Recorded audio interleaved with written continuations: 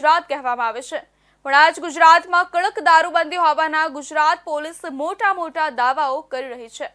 ત્યારે ગુજરાત પોલીસના દાવાઓની સાચી વાસ્તવિકતા દર્શાવતો વિડીયો રાજકોટથી પ્રકાશમાં આવ્યો છે। આ તકે વાત કરીએ તો રાજકોટના રૈયા ટેલિફોન એક્સચેન્જ એક વિસ્તારમાં જાહેર રોડ પર એક દારૂડિયા દ્વારા ખેલ કરવામાં આવ્યો હતો અને રસ્તે જતા રાહદારીઓને પરેશાન કરવામાં આવ્યા હતા, જેથી રસ્તે જતા અન્ય રાહદારી દ્વારા દારૂડિયા યુવકનો વિડીયો બનાવી સોશિયલ મીડિયામાં વાયરલ કરવામાં આવ્યો હતો।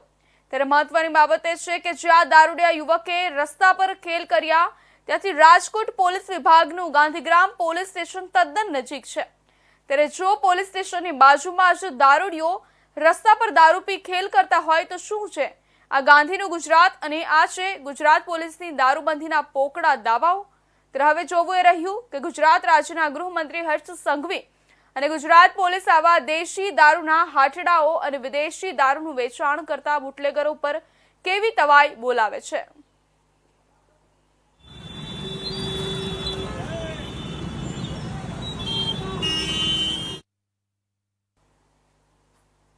તો ભારતીય જનતા પાર્ટીના 46મો સ્થાપના દિવસના ઉપલક્ષમાં ડભોઈ વિધાનસભામાં સક્રિય